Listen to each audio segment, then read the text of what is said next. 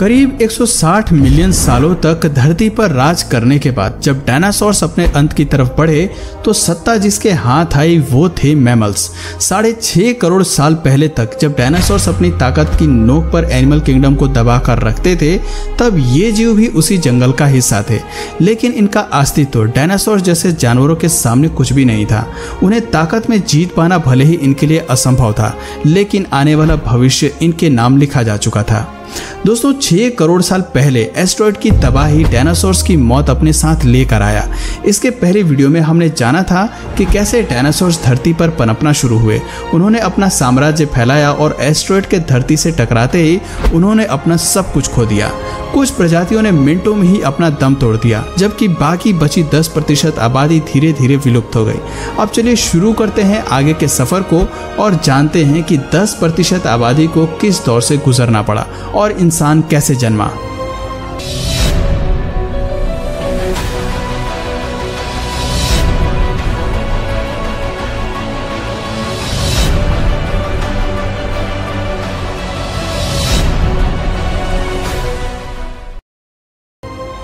Dinosaurs का अंत mammals के लिए वो अवसर था जो रेप्टाइल्स के खत्म होने पर डायनासोर्स को मिला था। यानी कि सीधी भाषा में कहें तो जंगल पर अब अपनी ताकत स्थापित करने का मौका आ गया था।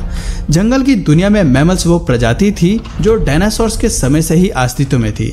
आकार में छोटे होने की वजह से ये जीव आज मौजूद चूहे जैसे थे। देखा जाए तो मैमल्स की शुरुआत इसी तरह से हुई थी। इस स्तनधारी जीव ने खुद को परिस्थितियों में ढाल कर रहना सीख लिया था। फिर जब एस्टेरॉयड के टकराने से महाविनाश का सिलसिला शुरू हुआ तो इन्होंने भी अपने कई साथियों को खोया, लेकिन ये अपनी स्पीशीज को बचाने में सफल रहे। इस महाविनाश के कारण पैदा हुई गर्मी से बचने के लिए मैमल्स ने जमीन के नीचे रहना शुरू कर दिया। चूहों को साइज में छोटा होने का फायदा मिला, जबकि डायनासोर्स का आकार ही उनका सबसे बड़ा दुश्मन बन गया। जमीन के नीचे रहते हुए मैमल्स को गर्मी से राहत मिली और भोजन के रूप में उन्होंने हर तरह के कीड़ों और जीवों को अपना शिकार बनाया। वहीं बात करें ऊपरी सतह की तो वहां हो रहे वातावरणीय बदलाव मौजूद जानवरों को तिल तिल कर मार रही थी। एस्टेरॉयड के टकराने से उत्पन्न हुई गर्मी और धूल के बादलों ने पृथ्वी के वातावरण को पूरी तरह से ढक लिया था। अब धरती पर सूरज की रोशनी तक नहीं पहुंच पा रही थी, लेकिन सतह पर मौजूद हीट की वजह से बहुत सारे जानवर मारे जा चुके थे। कई सालों तक जब ये सिलसिला जारी रहा तो पेड़ पौधे पूरी तरह से नष्ट हो गए। प्रकृति का बनाया इकोसिस्टम हिल गया। सूरज की रोशनी ना मिल पाने के कारण धीरे धीरे पृथ्वी ठंडी होती चली गई, लेकिन अब तक डायनासोर्स की आबादी धरती से विलुप्त हो चुकी थी। बचे थे तो केवल 5% जानवर, जिनमें से ज्यादातर मैमल्स के परिवार से संबंध रखते थे। महाप्रलय के प्रभावों के थम जाने के बाद धूल के बादलों ने छटना शुरू किया। धरती पर एक बार फिर वातावरण ने सामान्य होना शुरू किया। पृथ्वी पर इकोसिस्टम फिर से अपने पुराने फेज में आने लगा।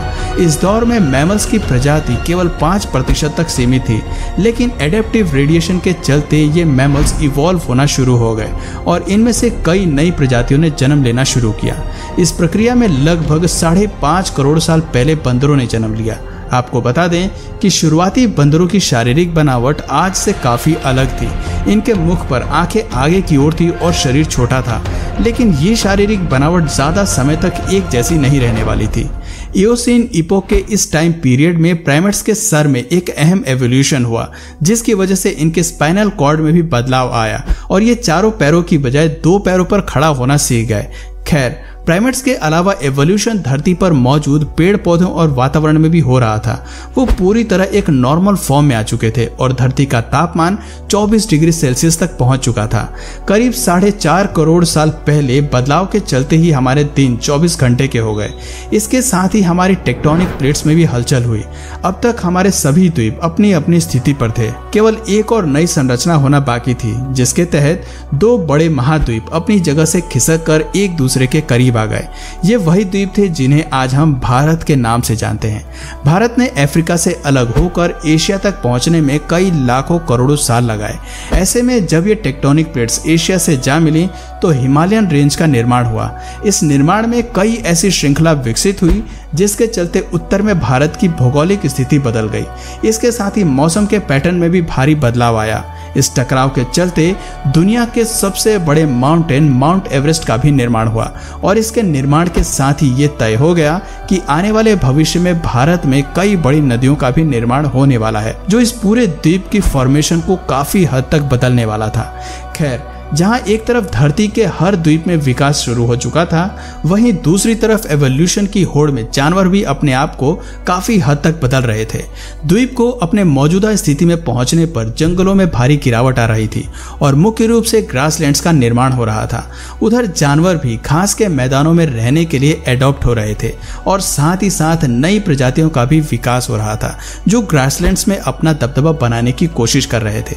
पुराने मैमल्स में भले ही दूसरे जानवरों को मारकर खाने की क्षमता नहीं थी, लेकिन अब विकसित मैमल्स ने दूसरे जानवरों का शिकार करके उन्हें मार गिराने की ताकत विकसित कर ली थी और वो दूसरे जानवरों पर अपना दबदबा बनाने में भी कायम हो रहे थे। अब जंगल में मैमल्स की वही स्थिति थी जो कभी धरती पर राज करने वाले डायनासोर्स की हुआ करती थी। लगभग 1 करोड़ साल पहले धरती अपने उस स्वरूप में आ चुकी थी जैसे कि वो आज हमें दिखाई देती है। वातावरण से लेकर पेड़ पौधों तक सब कुछ अपने फुली इवॉल्व रूप में थे।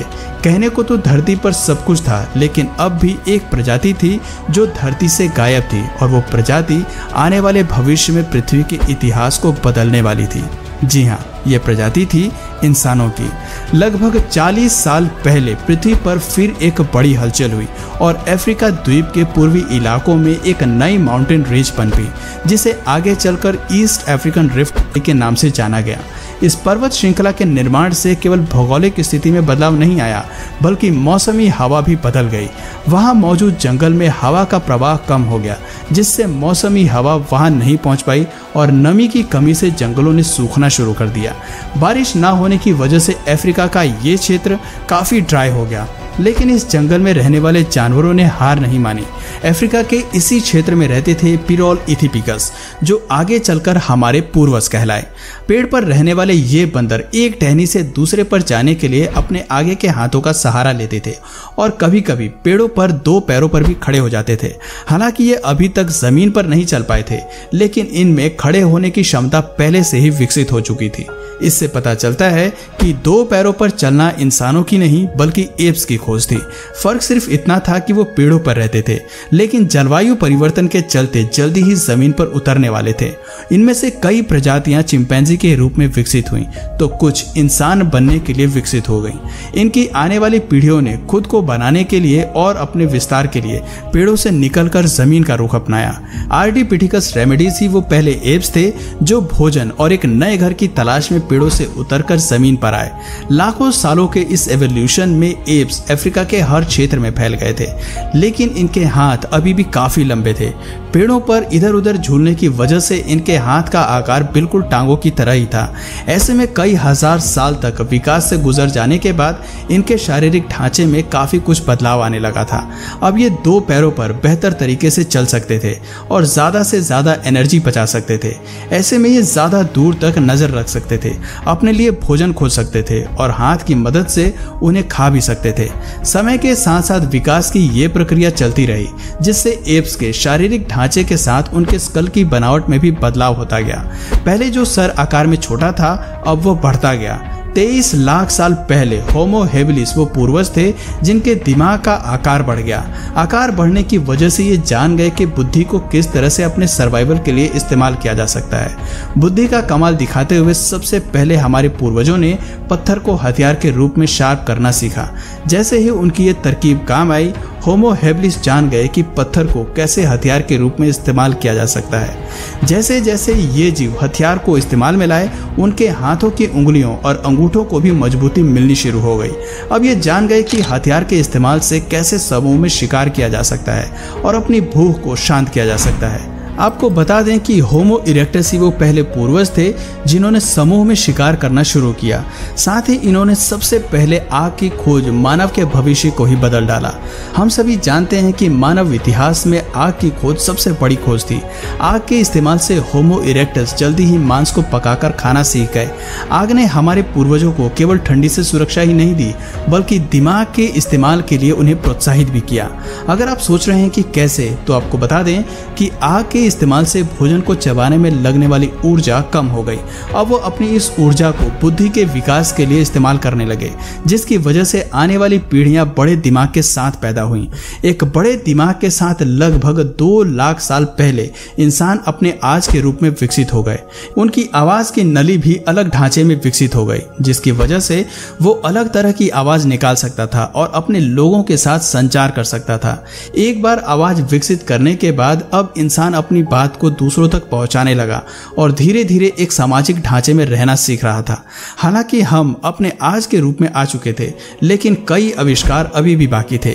अपने लिए एक समाज, घर और नगर का निर्माण करना बाकी था।